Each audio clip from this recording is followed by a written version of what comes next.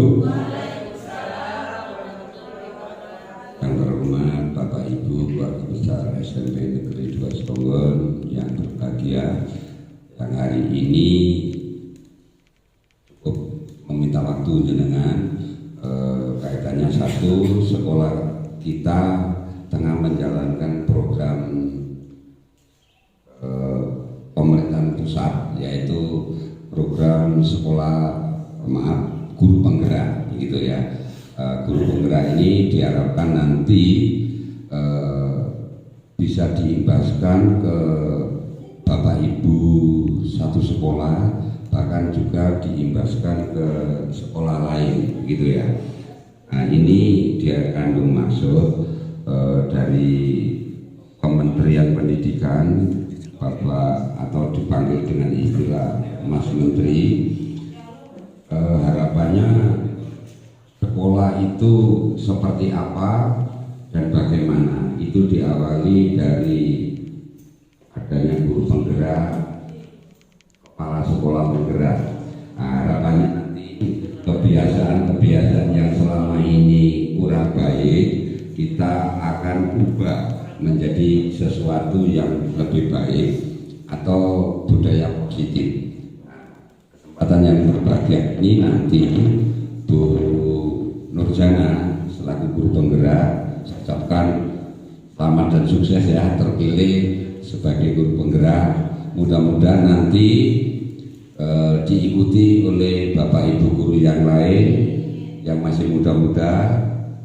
Bukan kok saya diskriminasi, karena apa, yang muda ini secara normatif usianya masih nutut, tidak seperti saya, Pak Yadi sama Pak Agus, ini sudah expired ya, gitu loh. Jadi yang muda nanti akan yang berkarya. Berkarya apa? Sesuatu yang biasanya tidak begitu baik kita ubah menjadi budaya-budaya positif. Nah, harapannya itu nanti bisa diimbaskan ke semua Bapak Ibu guru, kemudian ke sekolah lain juga, begitu loh ya. Jadi yang belum seperti Pak Supriyadi, Bu Iza, Pak Ain, bagi Pak Agus, Pak Andika, Bu Husnul, Bu Umi, cukup banyak ya. Jadi monggo nanti diikuti setelah Bu Nur ini kan ada gelombang 9 ya. Monggo, kemarin sudah saya share info ke dinas. Jadi nanti wajib gitu semua diikuti, dan ada reward tersendiri bagi guru penggerak yang nanti akan menggantikan kepala-kepala sekolah seperti saya ini, gitu loh ya. Jadi dalam waktu yang tidak lama nanti betul-betul itu diterapkan. Guru penggerak itu tidak lagi menjadi guru biasa, karena guru penggerak termasuk kepala sekolah penggerak itu akan menjadi mentor di beberapa sekolah, juga di sekolahnya. Yang menjadi guru penggerak itu yang sesuai persyaratan itu usianya masih nutut, kemudian kalau berprestasi tanpa melalui proses seleksi KS nanti akan di-SK-kan oleh daerah untuk menjadi KS, dan saya siap untuk itu karena regulasinya seperti itu, gitu loh. Jadi beberapa sekolah saya dulu awali di Banyuwangi 3, alhamdulillah ada Bu Sani itu ya, itu ya. Mudah-mudahan nanti karena Bapak Ibu guru penggerak itu kan sebagai mentor memberikan contoh budaya-budaya positif yang akan dilaksanakan di sekolah, dan harapannya nanti kalau menjadi manajer di sekolah itu akan membawa perubahan-perubahan positif, begitu ya. Untuk selanjutnya nanti Bu Siti Nurjana akan menyampaikan hasil diklat melalui atau tatap muka melalui pembimbingan itu untuk diimbaskan ke warga sekolah kita sendiri. Seperti apa sih harapannya guru penggerak itu dalam mengelola sekolah, begitu ya. Monggo Bu kesempatan langsung nanti berapa jam kira-kira Bu? 90 menit? Minimal 60 nih. Mudah-mudahan ada lebih 60 sedikit Bapak Ibu bisa ada pencerahan guru penggerak itu seperti itu gitu. Dan saya walaupun wis tua ya nanti mengikuti alurnya walaupun bukan sebagai KS penggerak gitu ya. Monggo waktu dan kesempatan kami aturkan ke Bu Nur dan saya kembalikan kepada pembagi. Ucapkan assalamualaikum. Assalamualaikum warahmatullahi wabarakatuh. Selamat siang dan salam sejahtera bagi kita semuanya. Yang terhormat Bapak Kepala Sekolah SMP Negeri 2 Songgon beserta wakilnya Bapak Ibu Guru yang saya hormati. Alhamdulillah puji syukur kehadirat Allah SWT. Tepatnya siang hari ini Senin tanggal 9 Januari 2023 saya berkesempatan untuk mengimbaskan hasil praktik baik yang sudah saya alami selama belajar di pendidikan guru penggerak angkatan 7, yaitu kurang lebih 2 bulan berjalan. Dan insya Allah ini terus berjalan selama kurang lebih 6 bulan batas akhir sampai bulan Juli ke depan. Untuk itu saat ini Bapak Ibu, dalam kesempatan ini saya akan berbagi praktek baik yang berkaitan dengan budaya positif. Tentunya ini nanti ada beberapa hal yang perlu kita pahami dan belajar bersama nggih. Terus terang saya juga masih belajar Bapak Ibu. Dan ini merupakan dari pembelajaran di modul 1.4. Betul nggih? Monggo Pak Rasid langsung saja. Mohon izin Bapak Ibu untuk share screen ini yang dibantu oleh Pak Rasid.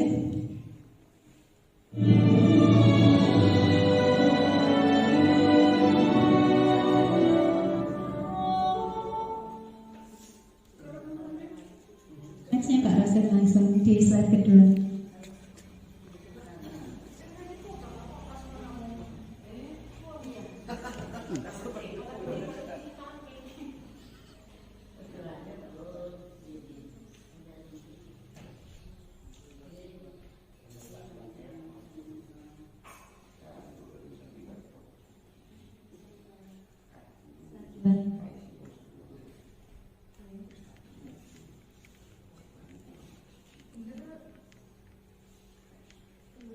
Oke, Bapak Ibu, kali ini akan saya sampaikan yaitu berkaitan dengan menyebarkan pemahaman budaya positif. Kebetulan saya, alhamdulillah wakil SMP Negeri 2 Songgon, ini terpilih menjadi salah satu CGP angkatan 7. Dan selanjutnya Bapak Ibu akan saya sampaikan beberapa hal terkait dengan proses atau materi pemahaman budaya.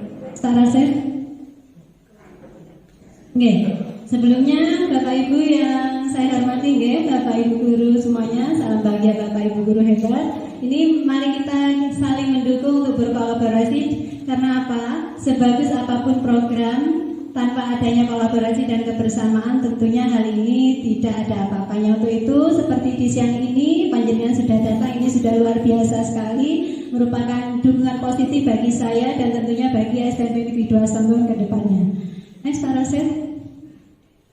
Oke, dan tujuan dalam penyampaian materi Bapak Ibu perlu diketahui adalah yaitu pengingat praktek baik tentang pengalaman saya selama belajar mengikuti pembelajaran di pendidikan guru penggerak, tepatnya di modul 1.4, yaitu tentang topik budaya positif yang telah diperoleh selama ini, ini pendidikannya secara online dan tatap maya, yang sudah saya peroleh bersama CGP Layan di angkatan 7 bersama fasilitator dan instruktur yang mendampingi kami, tepatnya di CGP angkatan 7. Selanjutnya Pak Rasid. Oke, dan perlu diketahui Bapak Ibu, untuk konsep utama materi yang telah saya pelajari ada di modul budaya positif, tepatnya modul 1.4 ini ada kurang lebih 7, Yang pertama yaitu perubahan paradigma belajar, kemudian disiplin positif, kebutuhan dasar manusia, motivasi perilaku manusia, posisi kontrol guru, keyakinan kelas, dan yang terakhir adalah segitiga restitusi. Dan perlu Bapak Ibu ketahui bersama, saya posisinya di sini sebagai seorang pembelajar, ya, sama dengan panjenengan. Jadi masih belajar, betul ya Bapak Ibu. Yang pertama kita masuk di pembelajaran yang pertama, yaitu perubahan di perubahan paradigma belajar, ya Pak. Ini Pak Rosin langsung saja. Perubahan paradigma belajar, Bapak Ibu, yang sebelumnya kita tahu bahwa tokoh pendidikan kita yaitu Bapak Ki Hajar Dewantara, ini beliau menyampaikan bahwa tujuan pendidikan menurut beliau adalah menuntun skala kekuatan kodrat yang ada pada diri anak-anak itu agar mereka kelak sebagai manusia dan anggota masyarakat dapat mencapai keselamatan dan kebahagiaan yang setinggi-tingginya. Ini adalah cuplikan langsung yang Bapak Ki Hajar Dewantara tuliskan, yang tujuan pendidikan itu sendiri. Jadi menurunkan segala kekuatan kodrat berupa potensi, bakat, dan minat yang ada pada sang anak, ya Bapak Ibu. Kemudian paradigma belajarnya seperti apa? Nah, selanjutnya kita akan tahu bersama untuk di slide berikutnya, Pak Rosen. Nah, yang dimaksud dengan pembelajaran paradigma baru ini, Bapak Ibu, saya yakin Bapak Ibu sudah mendengarnya, oke? Mungkin sudah mengikuti webinar-webinar yang sejenisnya terkait dengan pembelajaran paradigma baru yang tengah gencar-gencarnya disampaikan atau disosialisasikan oleh Kementerian Pusat, khususnya di bidang pendidikan, yaitu pembelajaran yang dirancang berdasarkan prinsip diferensiasi atau pembedaan, yang bertujuan agar siswa belajar sesuai dengan kebutuhannya, ya, di setiap tahapan perkembangannya dan dalam untuk mewujudkan profil belajar Pancasila. Kalau selama ini non sewu, baik saya maupun panjenengan memandang anak itu kan sebagai objek, bukan subjek. Kita memberikan sesuai dengan apa yang kita mau. Padahal di sana anak itu memiliki kodrat yang berbeda-beda sesuai dengan kodrat alam dan kodrat zamannya. Dan anak-anak itu memiliki kapasitas kebutuhan yang berbeda sesungguhnya, Bapak Ibu.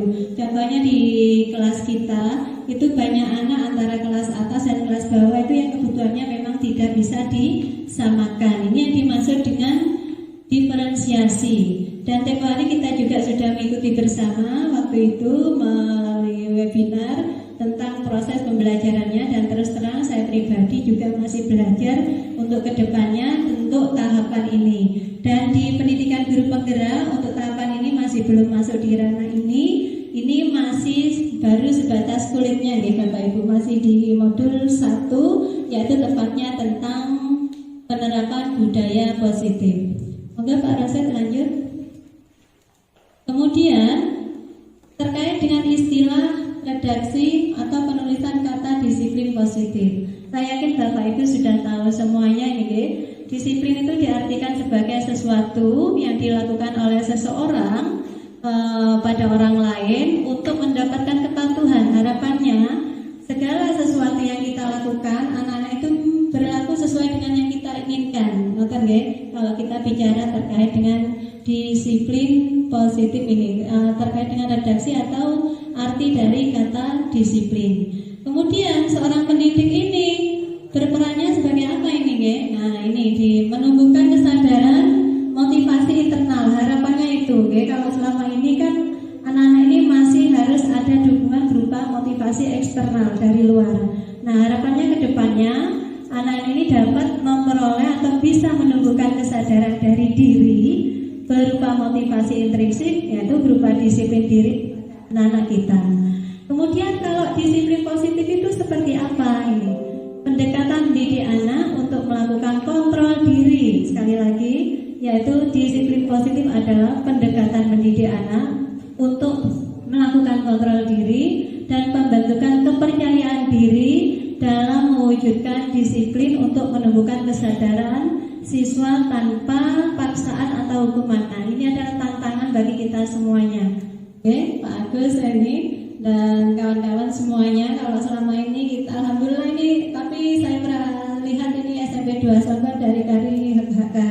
sudah semakin baik, meskipun tanda kutip masih ada motivasi eksternal yang harus dijalankan untuk anak-anak kita, untuk melaksanakan atau menjalankan yang namanya disiplin. Nah, bagaimana caranya nanti anak-anak ini bisa tumbuh kesadaran diri? Ini adalah tantangan terbesar kita semuanya, karena sebagian besar anak kita ini masih banyak yang terdorong menjalankan disiplin positif ini masih karena motivasi eksternal ya Bapak Ibu. Baik Bapak Ibu, selanjutnya kita memasuki slide berikutnya, yaitu tentang kebutuhan dasar anak ya.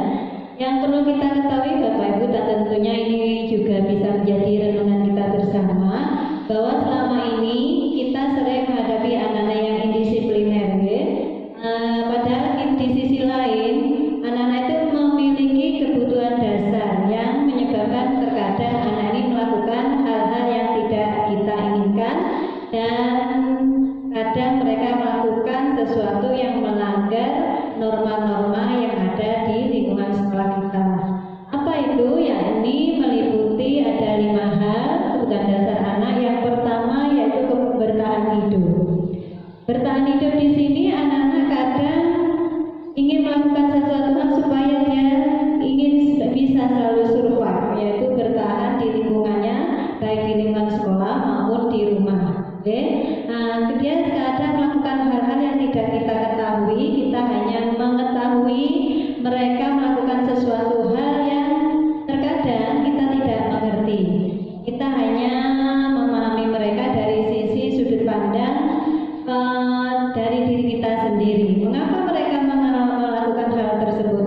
Sebagaimana halnya pada waktu yang lalu kita menemui anak didik kita mengambil barang milik temannya, kemudian setelah kita selidiki, kita ditanya oleh Bapak Ibu guru yang melakukan istilahnya interogasi pada mereka. Ternyata mereka itu banyak dia itu tidak memiliki uang sah, sehingga dia mengambil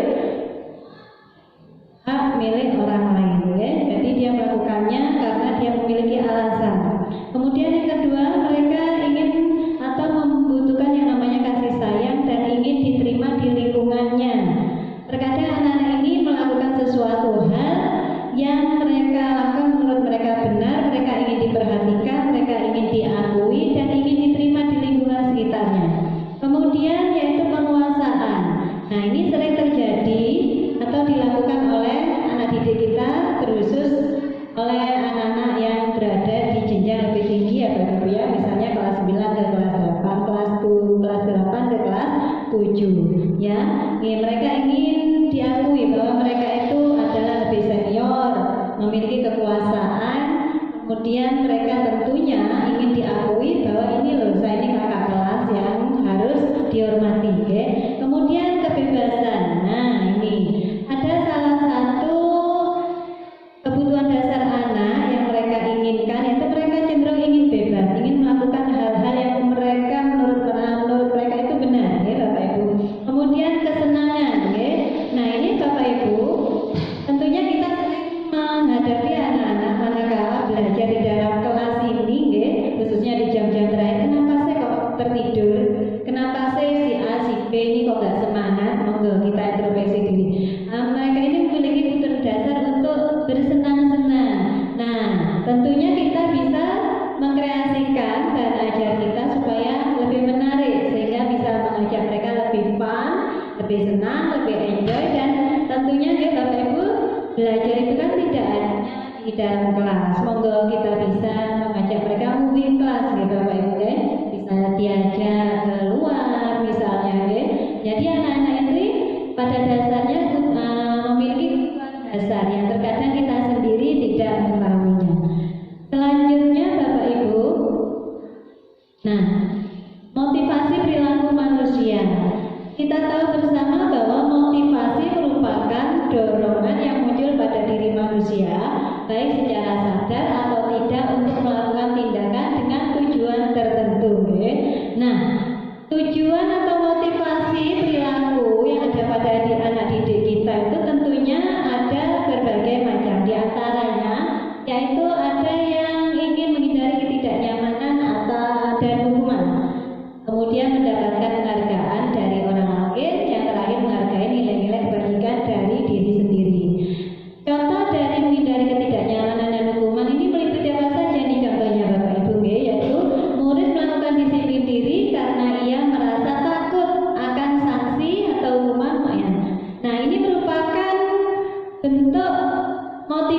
motivasi yang muncul karena adanya motivasi eksternal, bukan dari diri sendiri atau kesadaran siswa nih Bapak Ibu.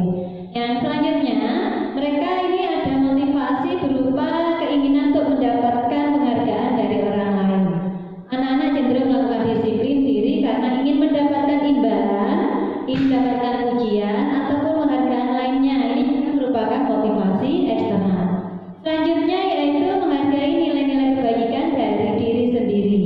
Jadi inilah idealnya yang mestinya Bapak Ibu, murid melakukan disiplin diri karena sadar terhadap nilai-nilai kebaikan yang muncul dalam dirinya. Nah, ini merupakan motivasi atau dorongan yang muncul dari diri siswa yang disebut dengan motivasi internal. Tentunya kita semuanya berharap yang ini Bapak Ibu, anak-anak itu memiliki kesadaran diri untuk melakukan budaya-budaya yang positif dan tanpa adanya paksaan ataupun karena takut dan bukan karena mendapatkan penghargaan dari orang lain. Selanjutnya Bapak Ibu, berikut akan saya sampaikan berkaitan dengan konsep disiplin dengan identitas gagal ya. Nah, seperti apa konsep disiplin dengan identitas gagal? Nah, ini ada dua Bapak Ibu. Disiplin yang terbentuk, konsep disiplin yang terbentuk karena satu adanya hukuman. Tentunya hukuman ini sangat menyakitkan bagi murid kita Bapak Ibu. Mereka cenderung tidak nyaman, terus murid menjadi takut dan kita cenderung memaksa mereka. Terus ini membuat murid kita menyembunyikan kesalahannya karena mereka merasa tidak nyaman. Terus murid menjadi rendah diri alias tidak percaya diri karena dampak dari konsep disiplin yang hadir karena adanya hukuman. Kemudian konsep disiplin karena adanya penghargaan, tentunya hal ini juga kurang efektif Bapak Ibu.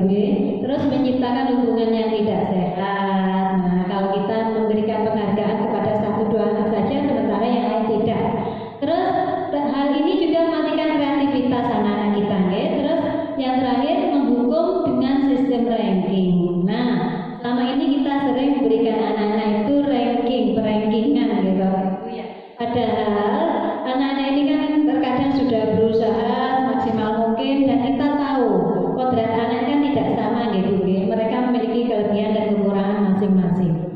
Selanjutnya Bapak Ibu, kalau tadi kita bicara tentang konsep disiplin dengan identitas gagal, kalau ini disiplin yang terbentuk atau konsep disiplin dengan identitas sukses seperti apa ya?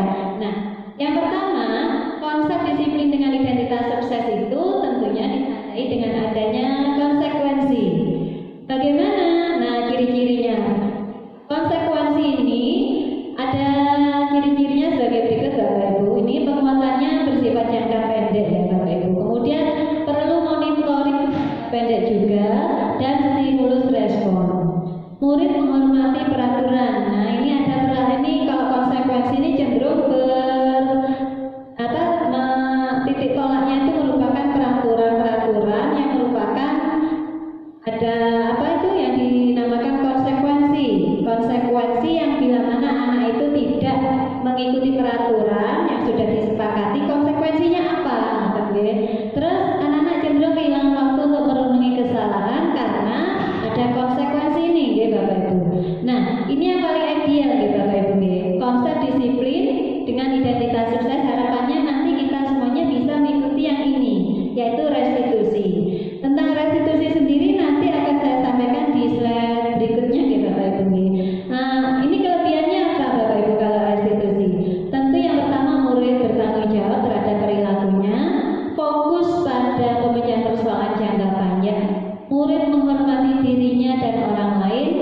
Nah, kemudian ini bertitik tolak pada teori kontrol, yaitu perlu diketahui bahwa dalam teori kontrol ini murid itu memiliki atau memegang kendali terhadap dirinya sendiri. Jadi bukan orang lain yang mengendalikan mereka.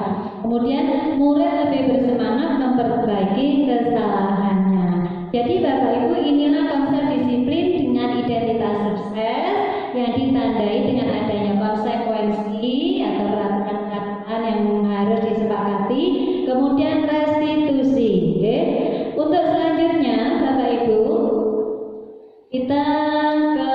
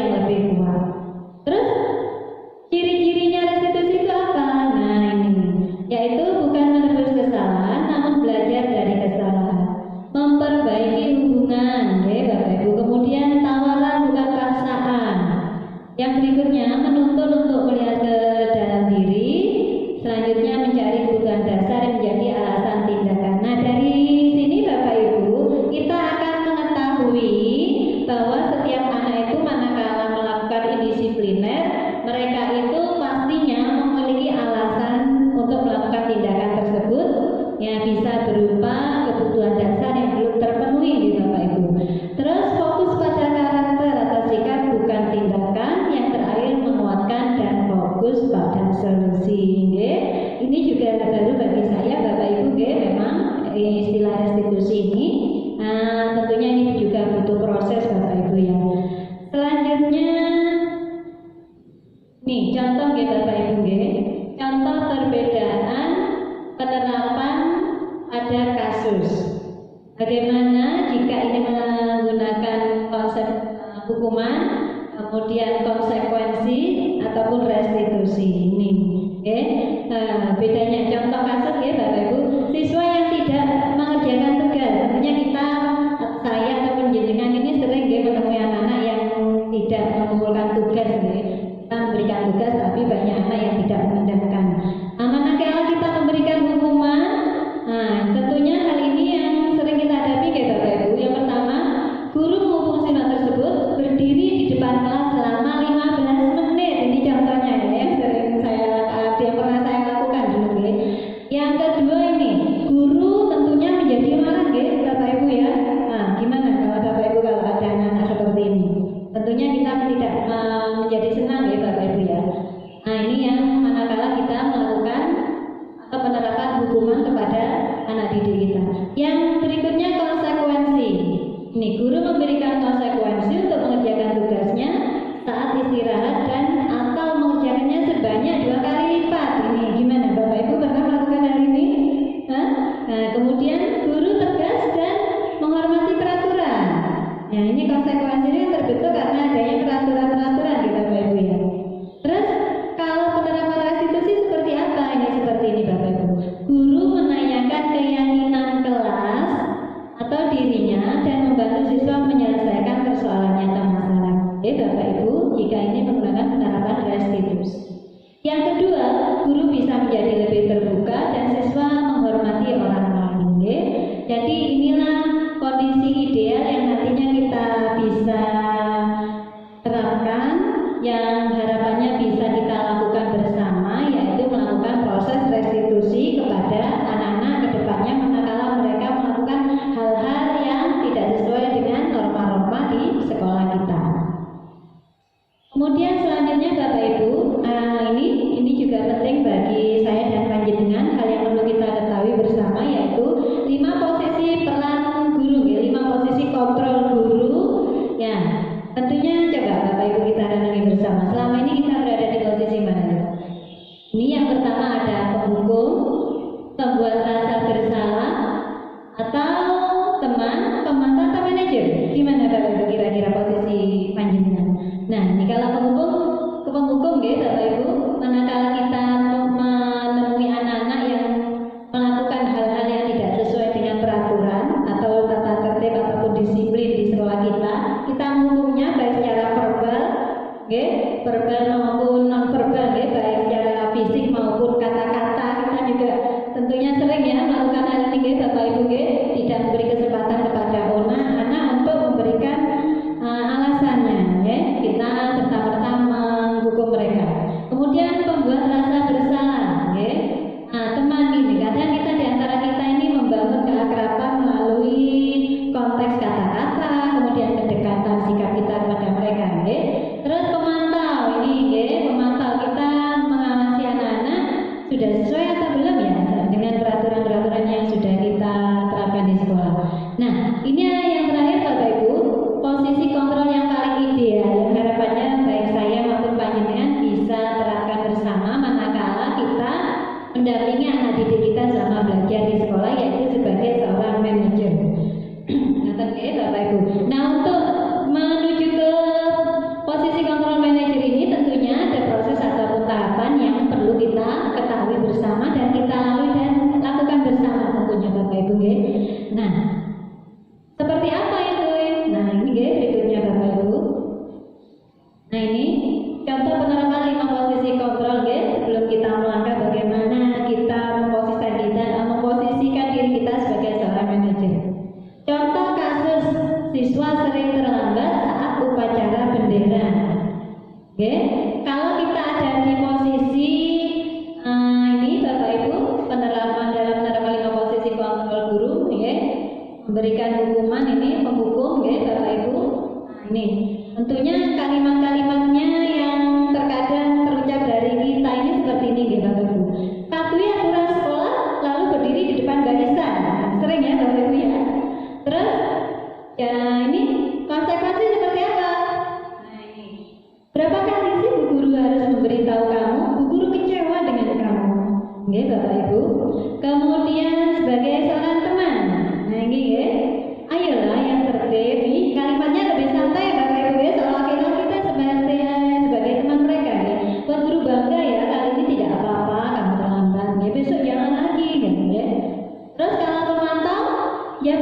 nih? Nah ini, kali ini kamu sudah melanggar peraturan sekolah lagi. Apa peraturan dan konsekuensinya? Nah ini pemantau cenderung kepada ini ya, peraturan yang tadi nih Bapak Ibu. Nah ini yang paling ideal yang ini ya Bapak Ibu ya, manajer. Apakah kamu tahu kesalahanmu saat ini? Kira-kira bagaimana kamu akan perbaiki kesalahanmu? Jadi kalau posisi manajer itu kita lebih terbuka kepada guru, melakukan dialog dengan memberikan pertanyaan bermakna kepada anak-anak, memberikan kesempatan kepada mereka untuk menunjukkan atau memberikan alasan kepada mereka kenapa sampai terlambat saat upacara tadi. Oke, Bapak Ibu. Nah, inilah contoh penerapan 5 posisi kontrol guru. Ya, kalau tadi seperti ini, Bapak Ibu, yang ini saya sebutkan tadi contoh-contoh 5 posisi kontrol guru. Nah, ini ada yang perlu saya ralat ya Bapak Ibu.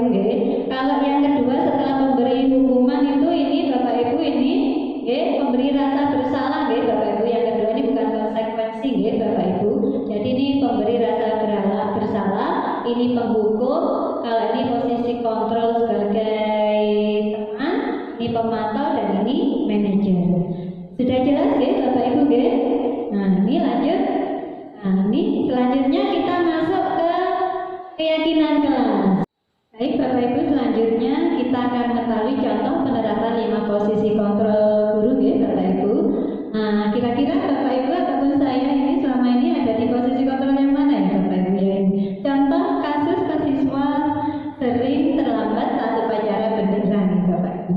Nah bila kita ada di posisi penghukum, ini contohnya Bapak Ibu, contoh penerapannya atau contoh kalimat yang sering terucap Bapak Ibu. Nah ini seperti ini. Patuhi aturan sekolah lalu berdiri di depan barisan. Sering memang baca Bapak Ibu. Sering ya, kalau ada anak kita ini datang tidak tepat waktu, anak-anak diminta baris di depan atau tersendiri. Kemudian kedua, membuat rasa bersalah. Contoh kalimatnya seperti ini Bapak Ibu. Jadi kalimatnya itu berusaha membangkitkan rasa bersalah pada diri sang anak manakala melakukan hal yang tidak sesuai dengan norma-norma yang ada di lingkungan sekolah kita, yaitu seperti ini. Berapa kali Bu Guru harus beritahu kamu? Bu Guru kecewa dengan kamu, Nah ini contohnya. Terus posisi kontrol guru, ayolah, ini kalimatnya lebih santai Bapak Ibu. Ayolah yang tertib, buat guru bangga ya. Kali ini tidak apa-apa kamu terlambat. Ini contohnya Bapak Ibu. Selanjutnya sebagai pemantau, ini jam berapa kali ini kamu sudah melanggar peraturan? Jam berapa ini kali ini kamu sudah melanggar peraturan sekolah lagi? Apa peraturan dan konsekuensinya? Dikaitkan dengan peraturan yang berjalan. Kemudian, nah ini posisi kontrol yang paling ideal Bapak Ibu. Sebagai seorang manajer contohnya, apakah kamu tahu kesalahanmu saat ini? Kira-kira bagaimana kamu akan memperbaiki kesalahan ini? Nah, sebagai seorang manajer ini kita itu manakala menghadapi anak-anak yang melakukan indisipliner, kita sering melakukan dialog-dialog kepada anak menggunakan kalimat-kalimat pertanyaan atau kalimat-kalimat yang bermakna, pertanyaan-pertanyaan bermakna pada tadi. Nah, inilah Bapak Ibu contoh penerapan 5 posisi kontrol kita sebagai seorang guru. Kira-kira Bapak Ibu ada di posisi mana ya? Jadi Bapak Ibu tahu selama ini manakala kita menghadapi anak-anak yang kurang disiplin di sekolah kita. Selanjutnya Bapak Ibu, kita memasuki ke materi berikutnya yaitu keyakinan kelas. Ini hal yang baru Bapak Ibu, baik buat saya maupun jenengan Bapak Ibu.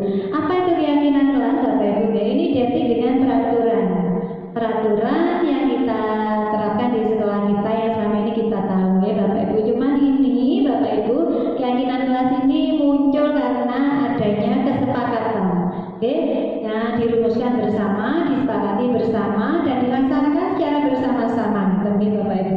Terus pertanyaannya, mengapa keyakinan kelas, mengapa tidak peraturan kelas demi? Nah ini adalah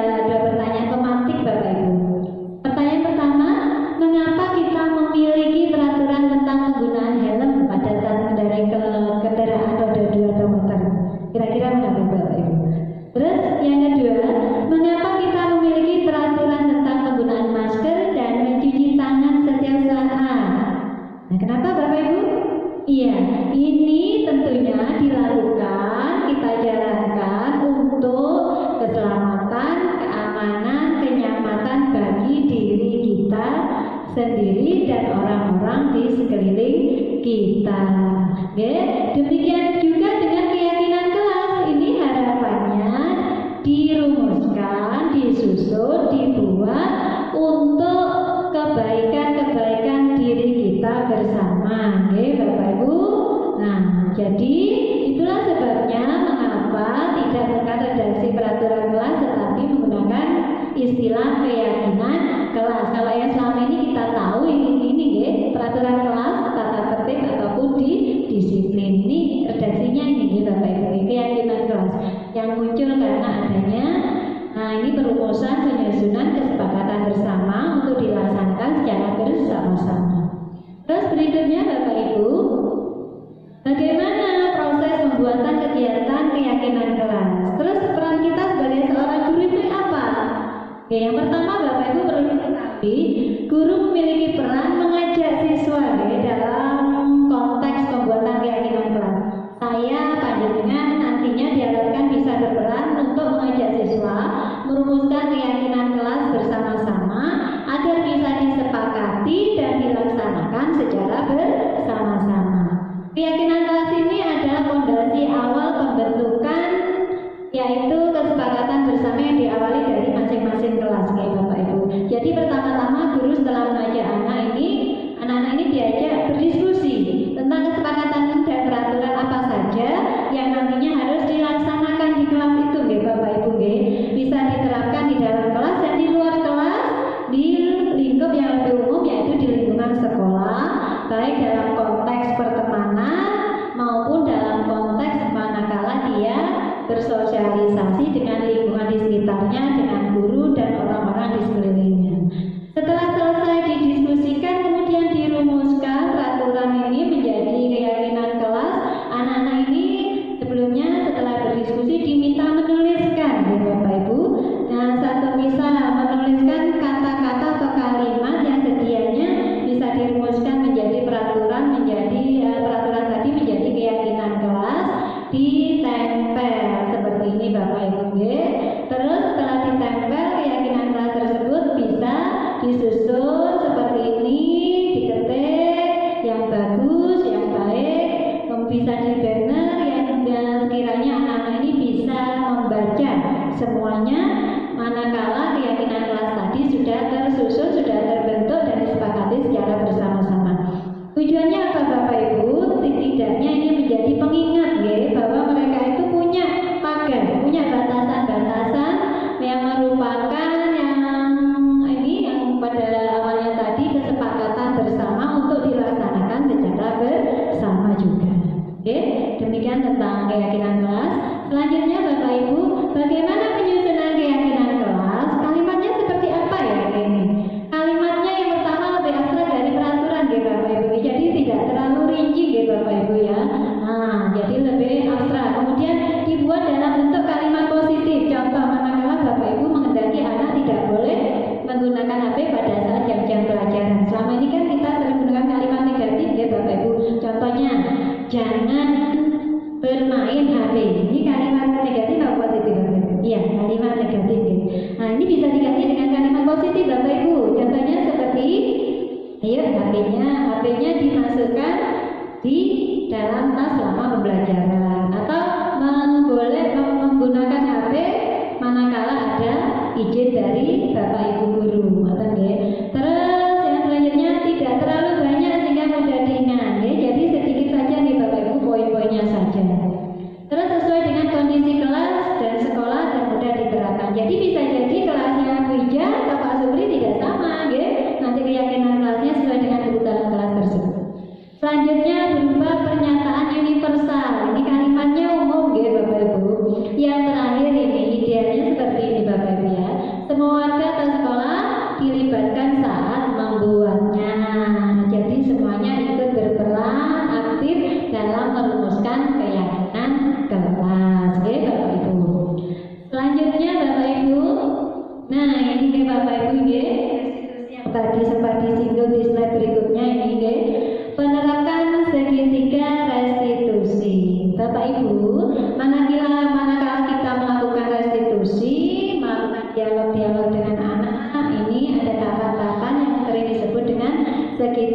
restitusi. Apa itu segitiga restitusi? Segitiga restitusi merupakan suatu proses dialog yang dijalankan oleh guru atau orang tua agar dapat menghasilkan murid yang mandiri dan bertanggung jawab. Segitiga restitusi ini memiliki 3 tahapan, ya Bapak Ibu. Yang pertama yaitu menstabilkan identitas, validasi tindakan yang salah, dan yang terakhir menanyakan keyakinan kelas yang sudah disepakati bersama. Ini lebih detailnya Bapak Ibu selanjutnya. Ya, berikutnya ini Bapak Ibu. Apa saja tahapan segitiga restitusi? Yang pertama menstabilkan identitas ini Bapak Ibu, harapannya di tahapan ini Bapak Ibu kita mengetahui bahwa nantinya kita berikan pemahaman kepada anak bahwa kita semua akan melakukan hal terbaik yang bisa dilakukan, Bapak Ibu. Jadi kita tidak serta-merta menyalahkan anak, Bapak Ibu, manakala kita menghadapi anak yang indisipliner. Yang kedua, validasi tindakan yang salah. Validasi itu apa sih Bapak Ibu? Kita itu seperti ini, menyelidiki, memvalidasi, memastikan tindakan yang salah. Nah, pasti tindakan yang salah yang tidak benar itu memiliki alasan, Bapak Ibu. Alasannya apa? Seperti tadi yang saya sebutkan bahwa setiap anak itu ingin kebutuhan dasarnya terpenuhi. Jadi tentunya anak-anak melakukan hal indisipliner itu memiliki alasan, Bapak Ibu. Ini masuk ke tahapan kedua. Yang selanjutnya menanyakan keyakinan. Ini tahapan akhir. Nah, sebagaimana tadi Bapak Ibu, keyakinan kelas yang sudah disepakati bersama kita tanyakan kembali kepada sang anak. Harapannya nanti anak tersebut muncul motivasi internal atau kesadaran diri pada sang anak. Jadi inilah Bapak Ibu tahapan segitiga restitusi. Ada 3 tahapan, Bapak Ibu, yang dari setiap tahapan ini memiliki tujuan masing-masing. Nah, kemudian selanjutnya Bapak Ibu, yang berikutnya ini adalah contoh kasus, Bapak Ibu. Contoh kasus dalam video ini, monggo kita simak bersama cara penerapan segitiga restitusi, yang 3 tahapan tadi. Monggo kita sama sarang-sarang Bapak Ibu,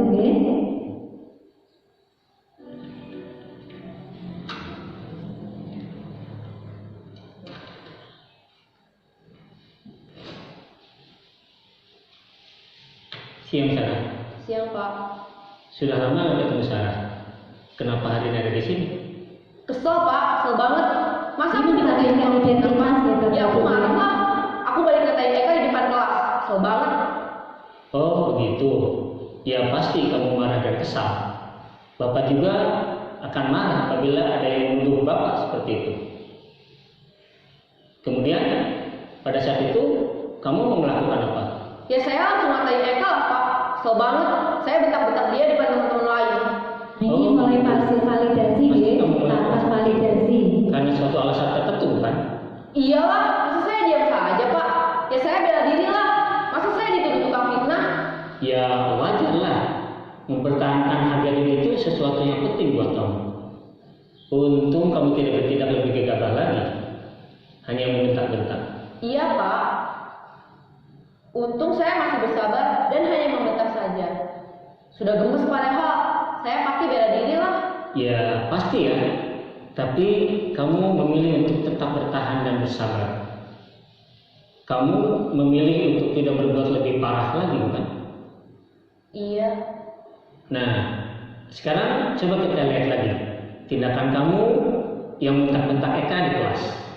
Tindakan kamu itu kira-kira sesuai dengan keyakinan kelas atau prinsip kamu tidak? Ini menanyakan keyakinan Bapak Ibu. Capek Pak jadi pemarah. Jadi keyakinan atau prinsip mana yang kurang sesuai dengan keinginan kamu? Ya, saya sebenarnya sangat menghargai orang lain. Mungkin saat itu saya menjadi emosi, jadi tidak menunjukkan sikap itu. Kamu meyakini tidak? Menghargai orang lain itu penting buat kamu. Yakinlah Pak. Iya, setuju. Kita harus saling menghargai. Namun, ada juga keyakinan yang kita sepakati yang perlu kita jalankan apabila kita sedang marah, bukan? Ya, saya bisa lebih proaktif, mulai dengan diri sendiri. Saya bisa jadi lebih bersabar, mengambil waktu jeda untuk berpikir mau apa selanjutnya. Kira-kira kamu bersedia memperbaiki masalah ini tidak? Bersedia, Pak. Kalau kamu memperbaiki masalah ini, kamu akan menjadi orang seperti apa? Saya akan menjadi orang yang bertanggung jawab kali ya, Pak. Dan senantiasa proaktif. Iya, menurut kamu bagaimana rasanya menjadi orang seperti itu? Ya nyaman lah, bangga bisa bersabar dan menahan diri. Baiklah kalau begitu. Yuk kita pikirkan bagaimana memperbaiki masalah ini.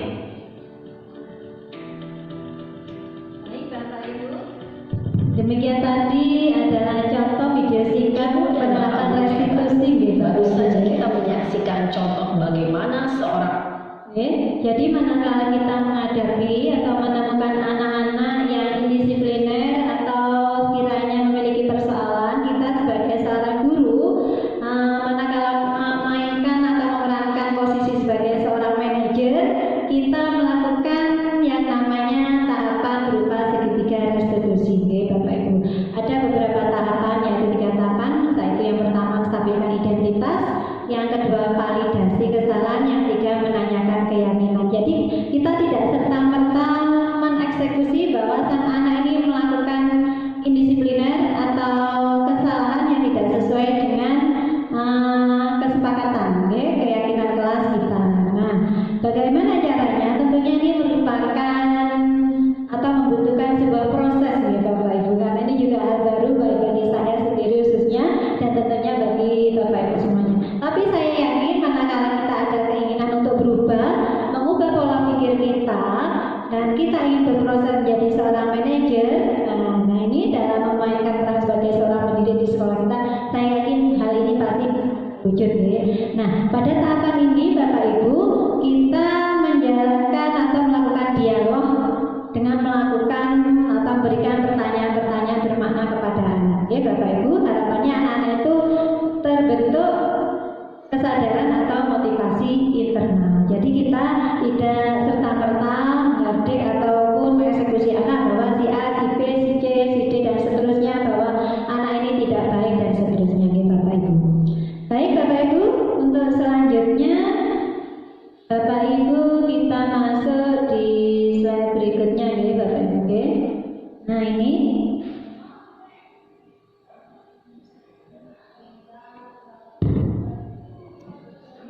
baik Bapak Ibu, selanjutnya kita akan mengetahui contoh penerapan 5 posisi kontrol guru ya Bapak Ibu.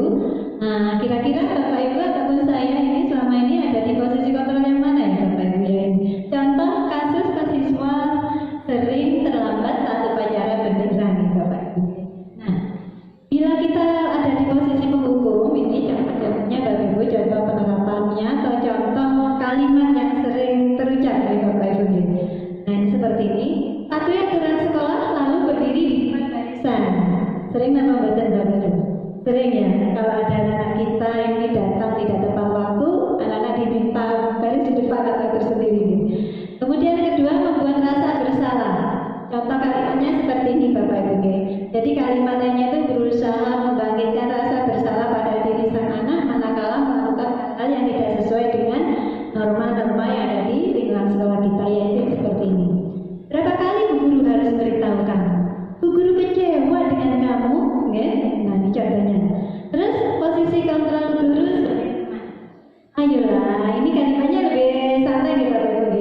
Ayolah yang tertib, buat guru bangga ya. Kali ini tidak apa-apa kamu terlambat. Ini contohnya Bapak Ibu. Selanjutnya sebagai pemantau, ini ya. Jam berapa kali ini kamu sudah melanggar peraturan? Kok ya? Jam berapa ini kali ini kamu sudah melanggar peraturan sekolah lagi? Apa peraturan dan konsekuensinya? Dikaitkan dengan peraturan yang berjalan. Kemudian, nah ini posisi kontrol yang paling ideal nih Bapak Ibu. Sebagai seorang manajer contohnya, apakah kamu tahu kesalahanmu saat ini? Kira-kira bagaimana kamu akan memperbaiki kesalahan ini? Nah, sebagai seorang manajer ini kita itu manakala menghadapi anak-anak yang melakukan indisipliner, kita sering melakukan dialog-dialog kepada anak menggunakan kalimat-kalimat pertanyaan atau kalimat-kalimat yang bermakna, pertanyaan-pertanyaan bermakna pada tadi. Nah, inilah Bapak Ibu contoh penerapan 5 posisi kontrol kita sebagai seorang guru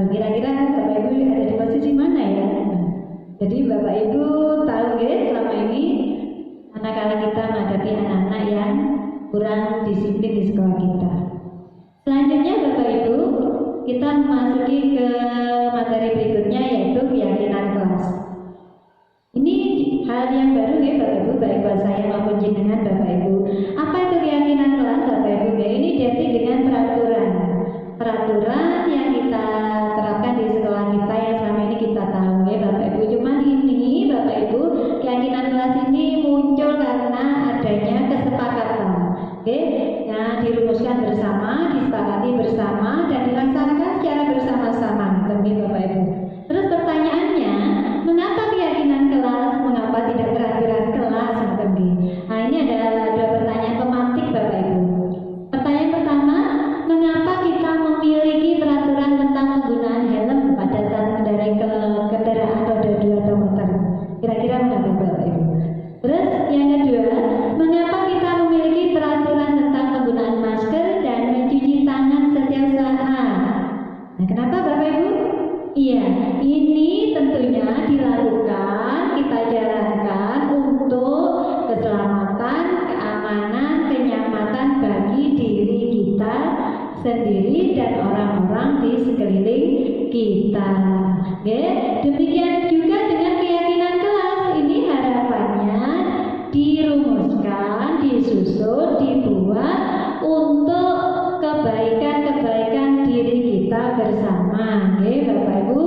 Nah, jadi itulah sebabnya mengapa tidak menggunakan redaksi peraturan kelas tetapi menggunakan istilah keyakinan kelas. Kalau yang selama ini kita tahu ini ya, peraturan kelas, tata tertib ataupun disiplin, ini redaksinya ini ya Bapak Ibu, keyakinan kelas yang muncul karena adanya ini perumusan, penyusunan, kesepakatan bersama untuk dilaksanakan secara bersama-sama. Terus berikutnya Bapak Ibu, bagaimana proses pembuatan kegiatan keyakinan kelas? Terus peran kita sebagai seorang guru itu apa? Oke, yang pertama Bapak Ibu perlu diketahui, guru memiliki peran mengajak siswa dalam konteks pembuatan keyakinan kelas. Saya panjenengan nantinya diharapkan bisa berperan untuk mengajak siswa merumuskan keyakinan kelas bersama-sama agar bisa disepakati dan dilaksanakan secara bersama-sama. Keyakinan kelas ini adalah fondasi awal pembentukan, yaitu kesepakatan bersama yang diawali dari masing-masing kelas ya Bapak Ibu. Jadi pertama-tama guru setelah mengajak anak-anak ini diajak berdiskusi tentang kesepakatan dan peraturan apa saja yang nantinya harus dilaksanakan di kelas itu ya Bapak Ibu ya. Bisa diterapkan di dalam kelas dan di luar kelas, di lingkup yang lebih umum yaitu di lingkungan sekolah, baik dalam konteks pertemanan maupun dalam konteks manakala dia bersosialisasi dengan lingkungan di sekitarnya, dengan guru dan orang-orang di sekelilingnya. Setelah selesai didiskusikan, kemudian dirumuskan peraturan ini menjadi keyakinan kelas. Anak-anak ini sebelumnya setelah berdiskusi diminta menuliskan ya Bapak Ibu. Nah, satu bisa menuliskan kata-kata atau kalimat yang sedianya bisa dirumuskan menjadi peraturan, peraturan tadi menjadi keyakinan kelas, ditempel seperti ini Bapak Ibu. Terus setelah ditempel, keyakinan kelas tersebut bisa disusun seperti ini, diketik yang bagus, yang baik, bisa di banner yang sekiranya anak-anak ini bisa membaca semuanya manakala keyakinan kelas tadi sudah tersusun, sudah terbentuk dan disepakati secara bersama-sama. Tujuannya apa Bapak Ibu? Setidaknya ini menjadi pengingat bahwa mereka itu punya pagar, punya batasan-batasan yang merupakan yang pada awalnya tadi kesepakatan bersama untuk dilaksanakan secara bersama juga. Oke, demikian tentang keyakinan kelas. Selanjutnya Bapak Ibu, bagaimana penyusunan keyakinan kelas? Kalimatnya seperti apa ya ini? Kalimatnya yang pertama lebih abstrak dari peraturan ya Bapak Ibu. Jadi tidak terlalu rinci ya Bapak Ibu ya. Nah, jadi lebih abstrak. Kemudian dibuat dalam bentuk kalimat positif. Contoh manakala Bapak Ibu menghendaki anak tidak boleh menggunakan HP pada saat jam-jam pelajaran. Selama ini kan kita sering menggunakan kalimat negatif ya Bapak Ibu. Contohnya, jangan bermain HP. Ini kalimat negatif atau positif Bapak Ibu? Iya, kalimat negatif ya. Nah, ini bisa diganti dengan kalimat positif Bapak Ibu. Contohnya seperti, ayo HP-nya dimasukkan di dalam tas selama pembelajaran, atau boleh menggunakan izin dari Bapak Ibu guru.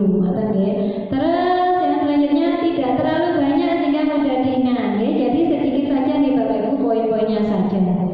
Terus sesuai dengan kondisi kelas dan sekolah dan mudah diterapkan. Jadi bisa jadi kelasnya Bu Ija atau Pak Supri tidak sama, nanti keyakinan kelasnya sesuai dengan kebutuhan kelas tersebut. Selanjutnya berupa pernyataan universal. Ini kalimatnya umum, Bapak Ibu. Yang terakhir ini idealnya seperti ini Bapak Ibu ya. Semua warga atau sekolah dilibatkan saat membuatnya.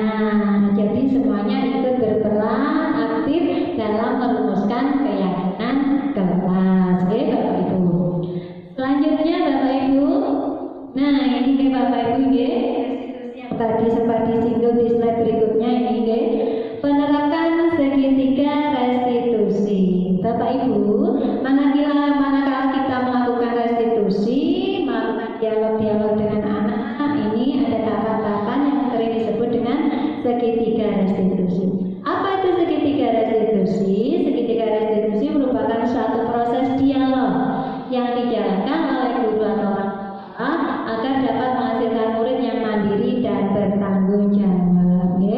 Segitiga restitusi ini memiliki 3 tahapan. Bapak Ibu, yang pertama yaitu menstabilkan identitas, validasi tindakan yang salah, dan yang terakhir menanyakan keyakinan kelas yang sudah disepakati bersama. Ini lebih detailnya Bapak Ibu. Selanjutnya ya berikutnya ini Bapak Ibu, apa saja tahapan segitiga restitusi? Yang pertama menstabilkan identitas. Ini Bapak Ibu, harapannya di tahapan ini Bapak Ibu kita mengetahui bahwa nantinya kita memberikan pemahaman kepada anak bahwa kita semua akan melakukan hal terbaik yang bisa dilakukan, Bapak Ibu. Jadi kita tidak serta-merta menyalahkan anak, Bapak Ibu, manakala kita menghadapi anak yang indisipliner. Yang kedua, validasi tindakan yang salah. Validasi itu apa sih Bapak Ibu? Kita itu seperti ini, menyelidiki, memvalidasi, memastikan tindakan yang salah. Nah, pasti tindakan yang salah yang tidak benar itu memiliki alasan, Bapak Ibu. Alasannya apa? Seperti tadi yang saya sebutkan bahwa setiap anak itu ingin kebutuhan dasarnya terpenuhi. Jadi tentunya anak-anak melakukan hal indisipliner itu memiliki alasan, Bapak Ibu. Ini masuk ke tahapan kedua. Yang selanjutnya menanyakan keyakinan. Ini tahapan akhir. Nah, sebagaimana tadi Bapak Ibu, keyakinan kelas yang sudah disepakati bersama kita tanyakan kembali kepada sang anak. Harapannya nanti anak tersebut muncul motivasi internal ya, atau kesadaran diri pada sang anak. Jadi inilah Bapak Ibu tahapan segitiga restitusi. Ada 3 tahapan, Bapak Ibu, yang dari setiap tahapan ini memiliki tujuan masing-masing. Nah, kemudian selanjutnya Bapak Ibu, yang berikutnya adalah ini adalah contoh kasus, Bapak Ibu. Contoh kasus dalam video ini, monggo kita simak bersama cara penerapan segitiga restitusi, yang 3 tahapan tadi. Monggo kita sama sarang-sarang Bapak Ibu,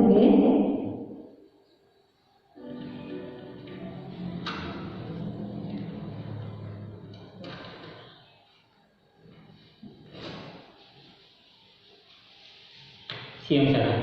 Siang Pak. Sudah lama nggak ketemu Sarah. Kenapa hari ini ada di sini? Kesel Pak, kesel banget. Masa aku Ini dikatain bukan identitas, ya aku marah lah. Aku balik ke TK di depan kelas. Kesel banget. Oh begitu. Ya pasti kamu marah dan kesal. Bapak juga akan marah apabila ada yang menuduh Bapak seperti itu. Kemudian pada saat itu kamu mau melakukan apa? Ya saya langsung ngatain Eka lah Pak. Kesel banget. Saya bentak-bentak dia di depan teman-teman lain. Ini mulai validasi, tahapan validasi. Karena suatu alasan tertentu kan? Iyalah, masa saya diam saja Pak? Ya saya bela diri lah. Masa saya dituduh tukang fitnah? Ya wajar lah. Mempertahankan harga diri itu sesuatu yang penting buat kamu. Untung kamu tidak bertindak lebih gegabah lagi. Hanya membentak-bentak. Iya Pak. Untung saya masih bersabar dan hanya membentak saja. Sudah gemes padahal, saya pasti bela diri lah. Ya pasti ya. Tapi kamu memilih untuk tetap bertahan dan bersabar. Kamu memilih untuk tidak berbuat lebih parah lagi, bukan? Iya. Nah, sekarang coba kita lihat lagi tindakan kamu yang mentak-mentak Eka di kelas. Tindakan kamu itu kira-kira sesuai dengan keyakinan kelas atau prinsip kamu tidak? Ini menanyakan keyakinan Bapak Ibu. Capek Pak jadi pemarah. Jadi keyakinan atau prinsip mana yang kurang sesuai dengan keinginan kamu? Ya, saya sebenarnya sangat menghargai orang lain. Mungkin saat itu saya menjadi emosi, jadi tidak menunjukkan sikap itu. Kamu meyakini tidak? Menghargai orang lain itu penting buat kamu. Yakinlah Pak. Iya, setuju. Kita harus saling menghargai. Namun, ada juga keyakinan yang kita sepakati yang perlu kita jalankan apabila kita sedang marah, bukan? Ya, saya bisa lebih proaktif, mulai dengan diri sendiri. Saya bisa jadi lebih bersabar, mengambil waktu jeda untuk berpikir mau apa selanjutnya. Kira-kira kamu bersedia memperbaiki masalah ini tidak? Bersedia Pak. Kalau kamu memperbaiki masalah ini, kamu akan menjadi orang seperti apa? Saya akan menjadi orang yang bertanggung jawab kali ya Pak. Dan senantiasa proaktif. Iya, menurut kamu bagaimana rasanya menjadi orang seperti itu? Ya nyaman lah, bangga bisa bersabar dan menahan diri. Baiklah kalau begitu. Yuk kita pikirkan bagaimana memperbaiki masalah ini. Baik Bapak Ibu. Demikian tadi adalah contoh video singkat penerapan restitusi gitu. Baru saja kita menyaksikan contoh bagaimana seorang Jadi manakala kita menghadapi atau menemukan anak-anak yang indisipliner atau sekiranya memiliki persoalan, kita sebagai seorang guru manakala memainkan atau memerankan posisi sebagai seorang manajer, kita melakukan yang namanya tahapan berupa segitiga restitusi.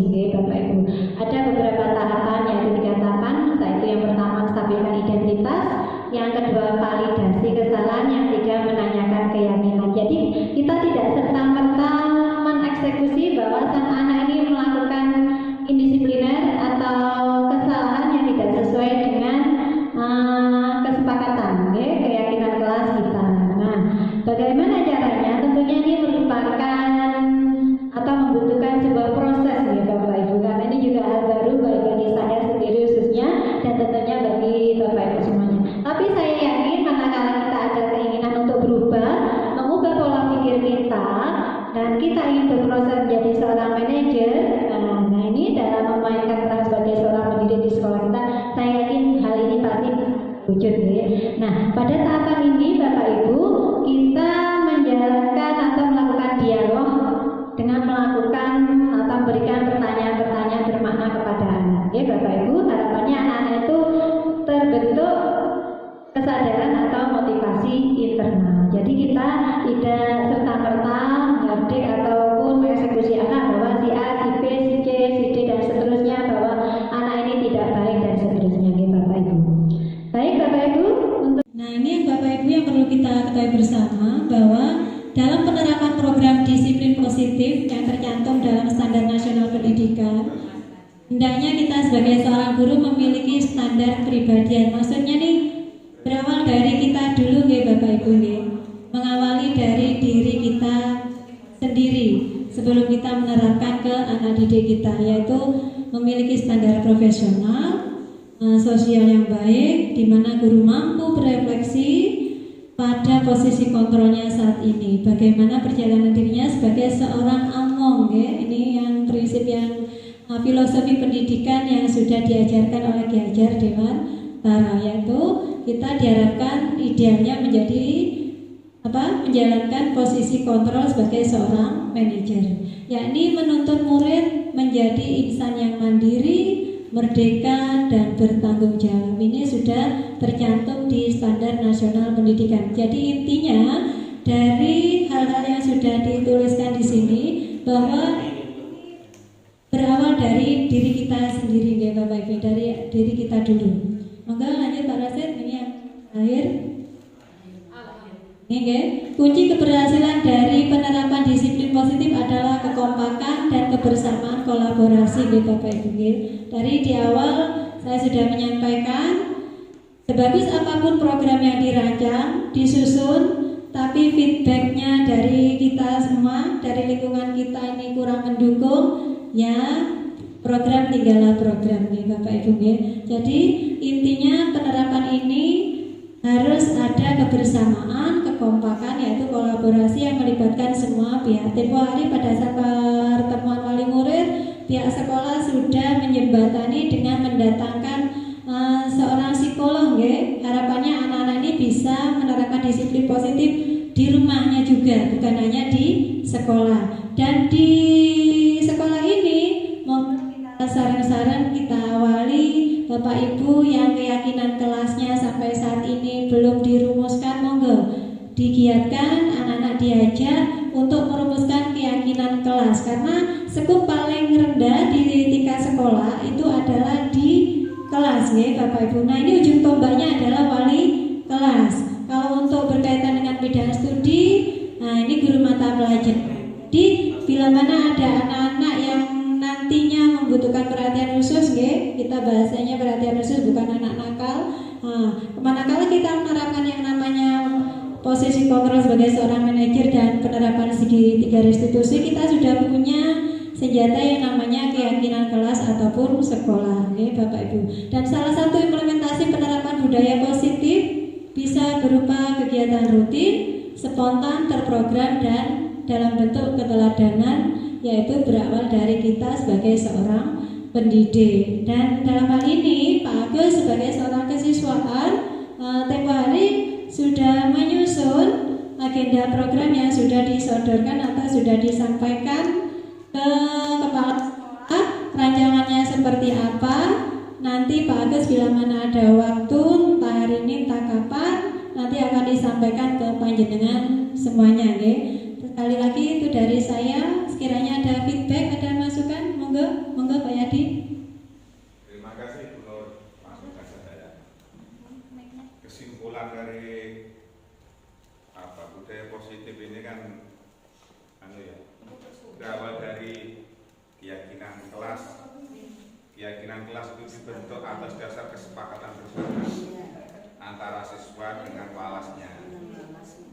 Nah, ini yang aku yakin bahwa feedback yang akan diberikan oleh siswa itu sangat bagus, karena kesepakatannya sendiri tidak mungkin akan dilanggar sendiri. Cuma ada satu hal yang perlu kita catat bersama. Satu, kalau ini betul memang dari teori yang disampaikan oleh Ki Hajar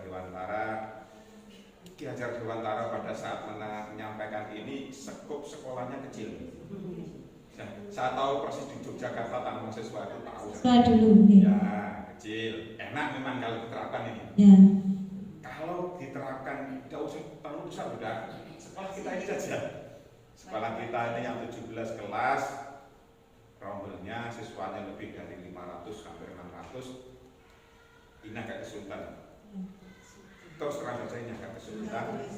Karena masing-masing kelas kalau bikin kesepakatan akan muncul nilai yang berbeda-beda. Sementara ada aturan di sekolah yang disebut dengan tata tertib sekolah yang memiliki nilai universal di sekolah itu. Nah, ini repotnya. Padahal kalau aturan hukum itu, aturan yang lebih rendah tidak boleh bertentangan dengan aturan yang lebih tinggi. Otomatis kesepakatan yang dibikin oleh siswa kelas itu bersama dengan walasnya harus tembak dulu itu tata tertib sekolah. Dari tatib itu mungkin akan bisa dikembangkan di kelas. Jadi mohon dicatat ini tidak boleh lepas dari konsep itu. Apa begini? Nah, itu aja benar. Terima kasih Pak Yadi atas feedback positifnya. Memang betul sekali yang disampaikan Pak Yadi. Skup pada saat itu ketika disampaikan oleh KHD, itu taman siswa itu kan sekolah rintisan awal, Pak Yadi. Skupnya kecil, tidak sebesar dengan sekolah kita. Dan itu pun terbatas yang sekolah di sana itu, Bapak Ibu, tidak sebesar di era saat ini. Nah, bagaimana dengan penerapan sekolah kita? Tadi sudah saya sampaikan, tantangan kita ada di sini letaknya. Dengan jumlah murid yang besar, kemudian belum tentu nanti keyakinan kelas yang dibuat itu sama.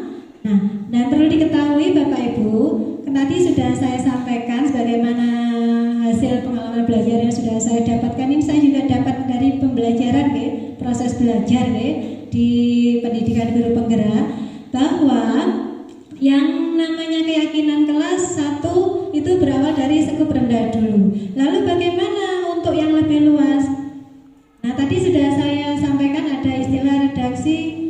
Kenapa bukan tata tertib sekolah? Kenapa bukan namanya disiplin kelas? Nah, istilahnya redaksinya sekarang keyakinan sekolah Pak Yadi. Jadi harapannya, jadi ada dua Bapak Ibu, keyakinan kelas dan keyakinan sekolah. Harapannya nanti muncul motivasi intrinsik. Terus bagaimana untuk maju ke sana? Satu, kuncinya kolaborasi. Yang kedua, idealnya dalam menyusun keyakinan kelas maupun keyakinan sekolah, anak didik itu dilibatkan. Kalau selama ini misalnya Pak Yadi masih ingat pada saat menyusun tata tertib itu kan berasal dari guru melibatkan guru PKN, guru agama, BK, kemudian ada perwakilan guru, menyusun ada poin-poin bila mana ada anak disipliner. Nah, kemarin saya sempat berdiskusi dengan Pak Joko. Sebenarnya ini bagaimana ya Pak?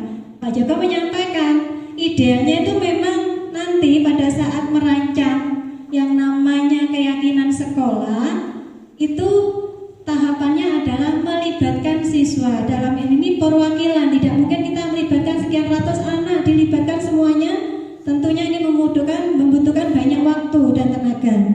Perwakilan anak bisa dari OSIS atau perwakilan kelas saja, dan idealnya lagi ada perwakilan wali murid dan juga Bapak Ibu guru. Nah, nantinya kalau sudah ada rancangan Bapak Ibu, anak-anak ini harapannya tahu dulu, tahu semuanya. Oke? Nah, ini selama ini kan Nun Sewu tata tertib ada tapi tidak sampai ke wali murid. Belum sampai ke sana Pak Yadi ya. Nah, harapannya ke depannya monggo kita bergerak bersama memajukan SMP Negeri 2 Songgon ke depannya. Monggo diawali dari skup yang terkecil, dari kelas. Kalau nanti misalnya dari kesiswaan, dari Bapak Ibu guru ada ide-ide yang membangun untuk menerapkan yang istilahnya budaya di sekolah kita, monggo kita berkolaborasi bersama-sama. Kita susun rancangan-rancangannya yang harapannya membawa dampak positif kepada sekolah kita, khususnya kepada anak didik kita semuanya. Itu saja dari saya. Terima kasih Bapak Ibu. Semoga apa yang saya sampaikan ini bermanfaat tentunya untuk kemajuan SMP Negeri 2 Songgon ke depannya. Ariel Kalam, wassalamualaikum warahmatullahi wabarakatuh.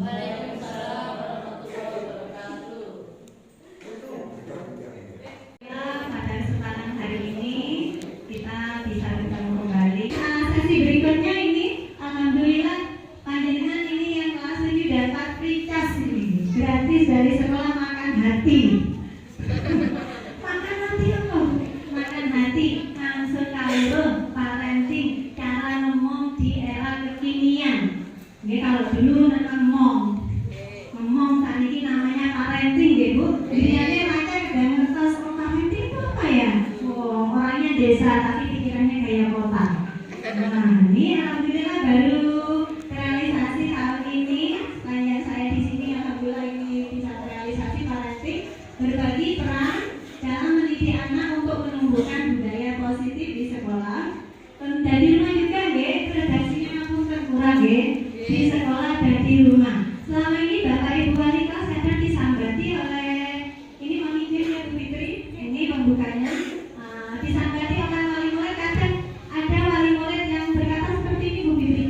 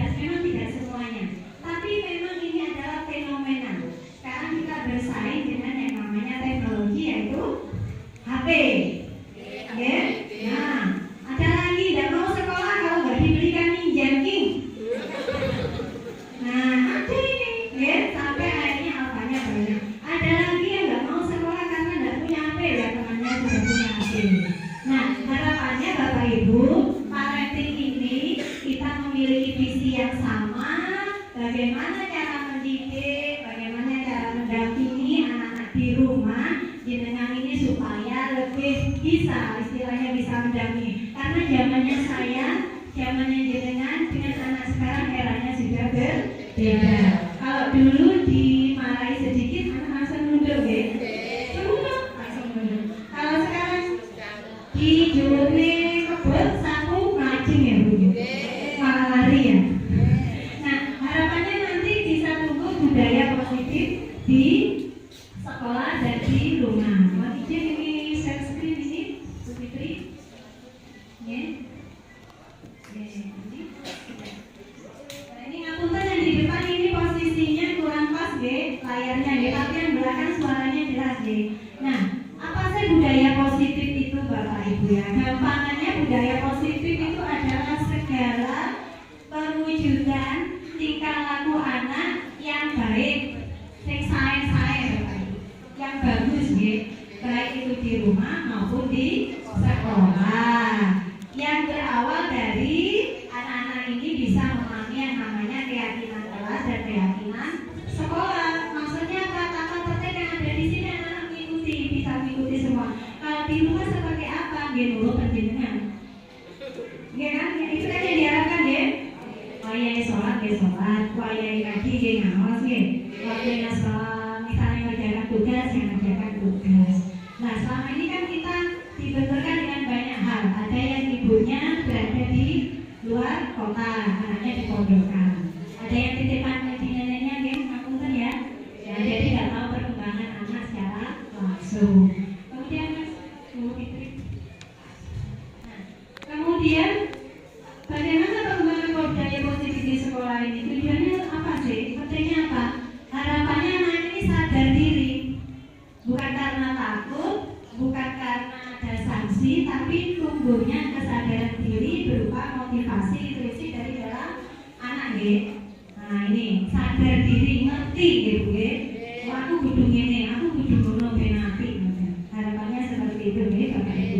Kemudian yang tentunya bersesuaian dengan karakter, profil, pelajar Pancasila dan beralam mulia. Yang selanjutnya, nah ini budaya positif di sekolah ini landasannya apa? Yang kita di keyakinan kelas dan keyakinan sekolah berupa tata tertib yang ada di sini. Jadi kalau di sini, saya Bapak Ibu datang di sekolah paling tidak jam 7 kurang 10 menit atau 15 menit, karena sekarang pembiasaan itu ada di kelas, jadi tidak di halaman lagi, anak-anak dimasukkan di kelas berdoa bersama, tidak seperti dulu, seperti itu. Contohnya tadi baju dimasukkan, ini banyak sekali anak-anak dari rumah bajunya rapi, nyampe di sini waktu istirahat itu sudah dilepas semua. Artinya aku juga ini yang dari pondok, banyak sekali anak dari pondok datang ke sekolah bersandal jepit.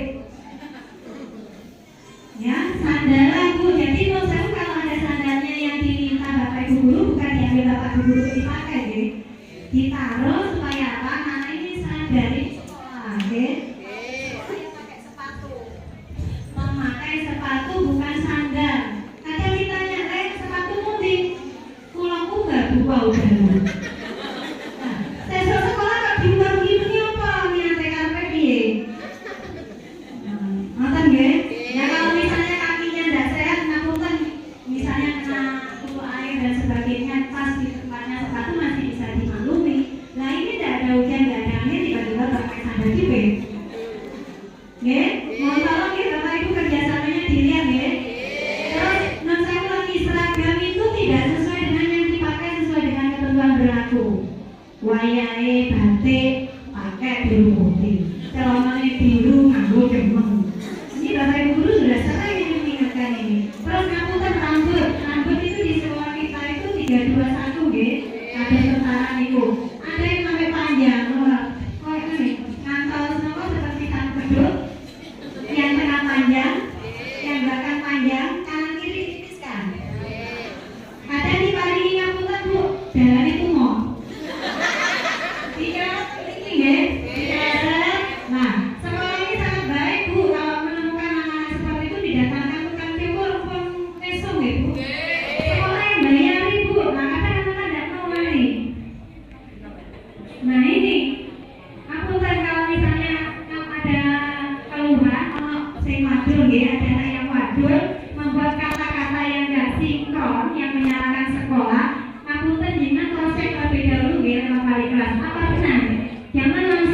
disaring, dimasukkan ke telinga, dimasukkan ke hati, akhirnya wali kelasnya diurut. Ngapunten nggih? Nah, kita tanya tukang cukur dicukur nih Bu. Dicukurnya apa lari? Dibayari sampai habis berapa ratus ribu itu sekolah itu. Panjang Bu, ngapunten bersemir, ada yang bersemir. Nah, nggih. Terus lagi bed sekolah nggih Bu, kayak di sini nggih. Jadi warna hijau, ada yang pakai merah. Terus yang pondok tolong dibantu Esani. Banyak anak yang kadang seragamnya tidak ketemu. Segera prospek Ibu komunikasi ke pengurus nggih. Nah, itu seperti itu. Next ini Bu Siti.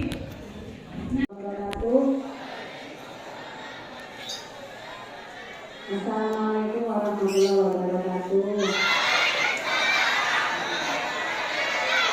Tahun baru, semangat baru, wajah baru, semangat baru.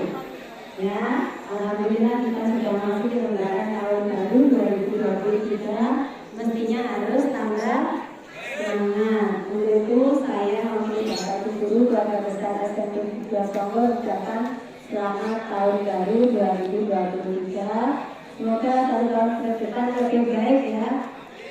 Bagaimana ada beberapa informasi yang akan saya sampaikan. Yang pertama, menyambung dari yang disampaikan oleh Bapak Ketua Pak Agus dan juga Bapak Kepala Sekolah kita tadi, saya menegaskan untuk kelas 7, 8, dan 9 kalian sudah memasuki semester genap. Maksudnya apa? Semester genap bagi kelas 7 dan 8 adalah semester penentu. Kok penentu benar semester penentu kenaikan kelas.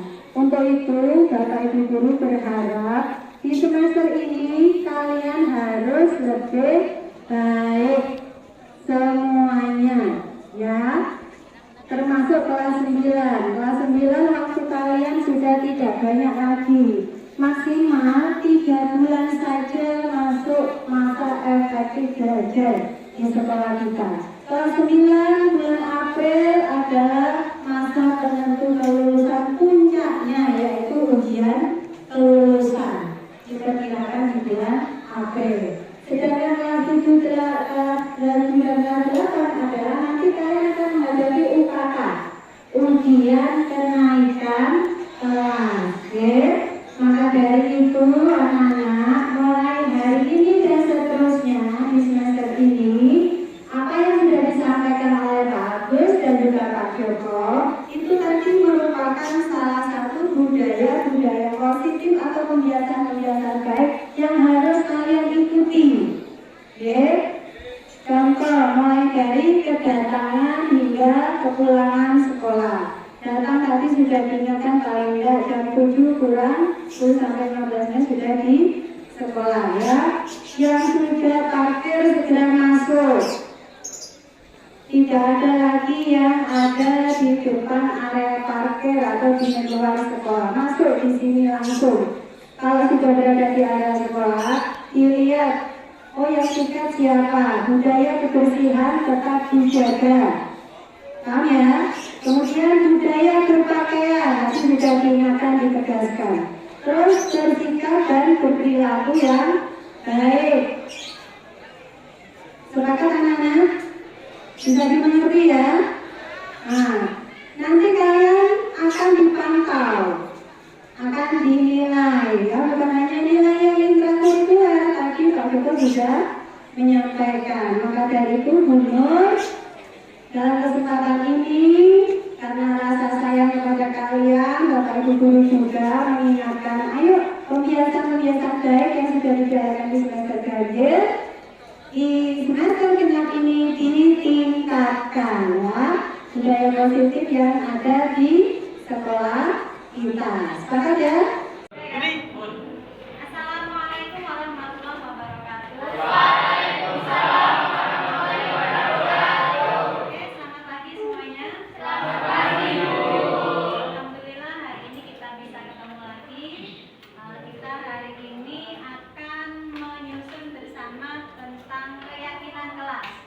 Sudah tahu apa itu keyakinan kelas? Keyakinan kelas, anak-anak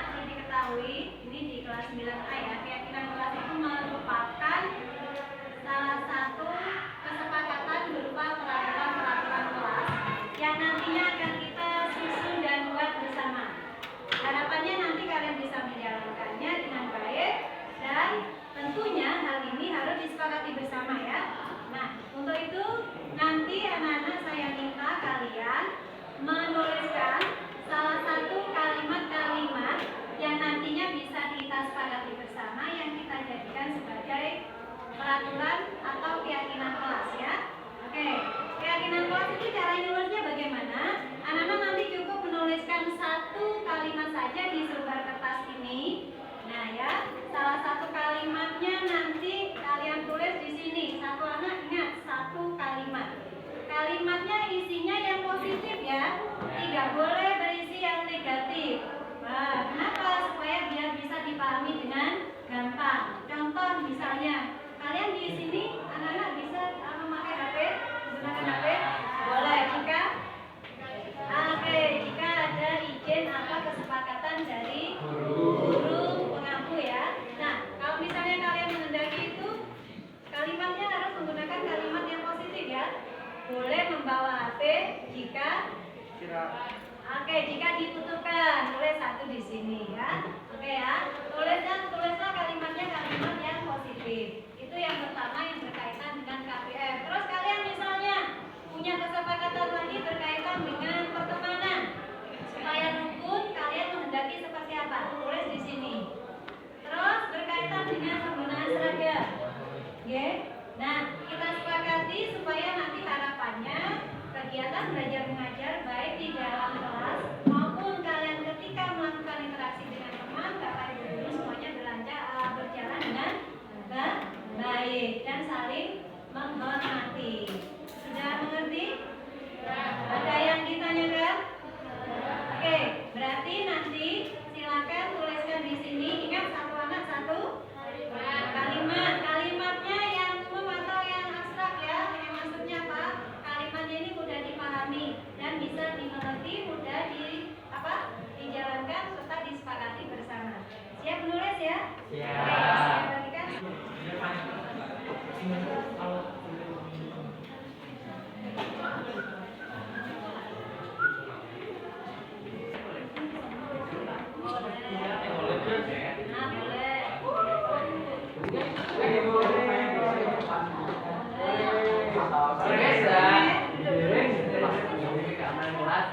Ingat ya, kalimatnya kalimat yang positif.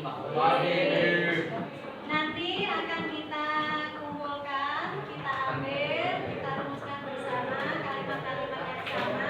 Ya, kita ambil poin-poinnya untuk disusun ya.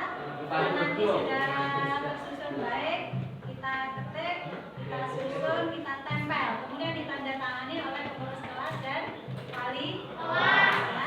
Harapannya nanti bisa dilaksanakan bersama ya. Nah, setelah ini kalau sudah selesai, satu persatu bisa menempel di papan tulis, dimulai dari deret bangku yang sebelah sana. Ya, silakan sudah selesai. Yang mana dulu? Deret mana? Ini mas-mas sudah selesai. Oke, dari sini dulu silakan ditempel dari sebelah sana. Ada dua ya.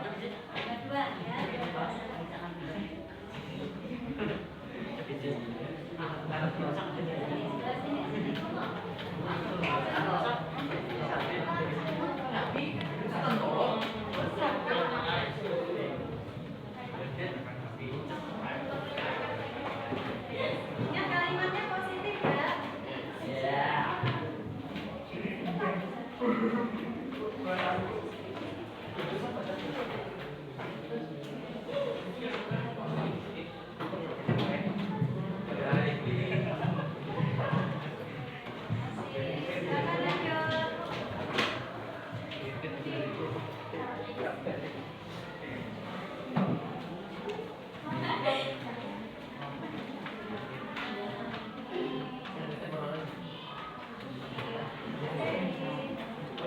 Lanjut belakangnya.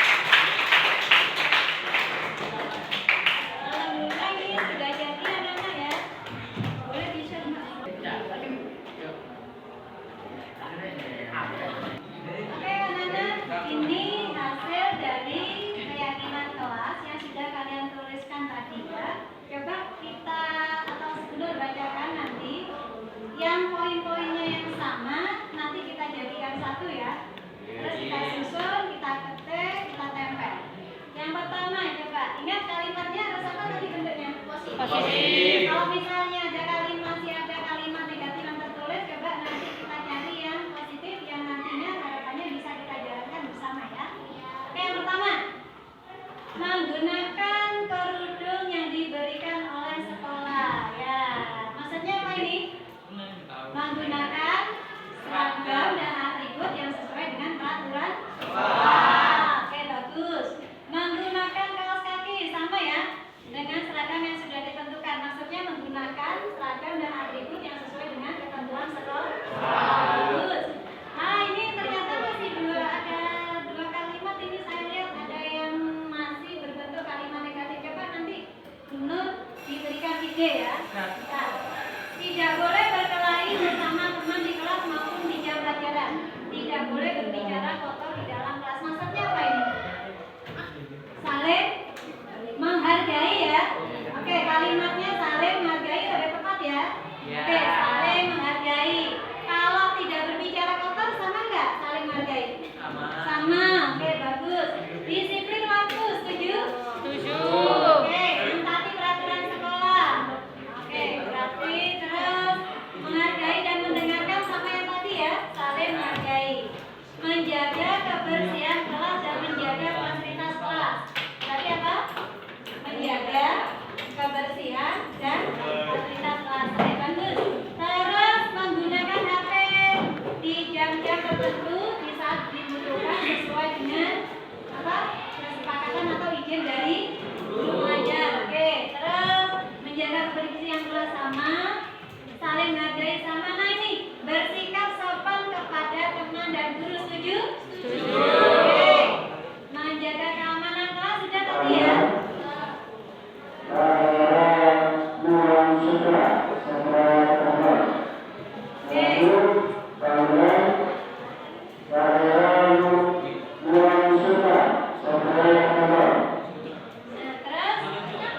Bersikap sopan sudah tadi ya. Diam saat guru menerangkan berarti sama dengan yang tadi ya Pak. Saling